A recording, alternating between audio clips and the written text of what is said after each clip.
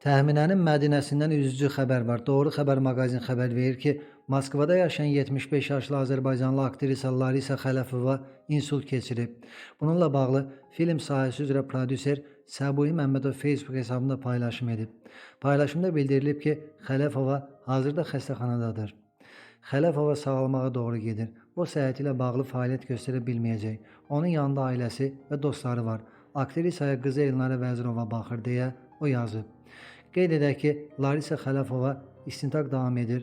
Təxminə, sən həmişə mənimləsən, de ki, məni sevirsən, kənar adamlar, Şir evdən getdi, hədiyyə və başqa filmlərdə rol alıb.